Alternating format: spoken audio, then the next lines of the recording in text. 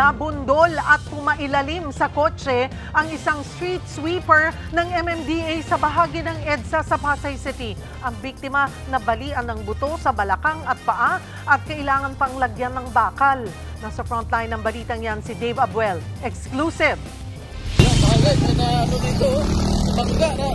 Napatakbo ang ilang jeepney driver at dispatcher sa bahaging ito ng EDSA Pasay kahapon. Nakita kasi nilang nasagasaan ng itim na kotse ang isang street sweeper ng MMDA. Pumailalim sa sasakyan ng biktima, katabi ang daladalang walis. Angat nyo lang yung sakyan! Angat nyo lang! Tapos susukila! Ilayin nyo siya! Ilayin nyo!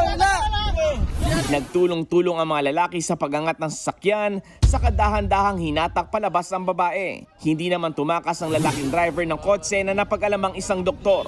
Dumating din kalaunan ng mga rescuer na nagdala sa babae sa ospital. Ayon sa isang sumaklolong dispatcher, nakitaan ng mga bali sa katawan ng biktima.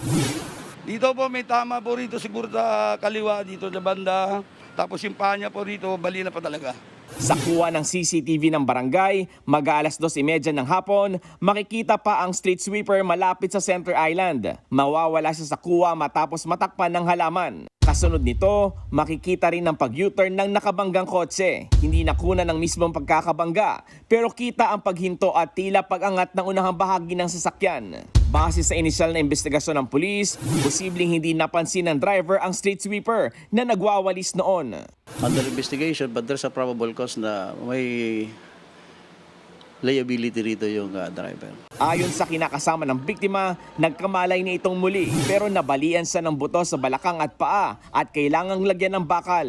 Bukas naman daw silang makipag-areglo. Panawagan nila sa driver. Sana huwag kalimutan yung obligasyon, tulungan kami sa mga gastusin. Tumanggi nang magpaunlak ng panayam sa harap ng kamera ang driver ng sasakyan pero handa raw siyang sagutin ng mga gastusin sa ospital. Kasalukuyan siyang nasa kustodiya ng Pasay Traffic habang gumugulong ang investigasyon sa nangyari. Nagbabalita mula sa Frontline, Dave Abuel, News 5. Mga kapatid, Cheryl Cosing po. Maging maalam at may pakialam sa mga napapanahong issue at headlines. Mag-follow at mag-subscribe na sa social media pages ng News 5.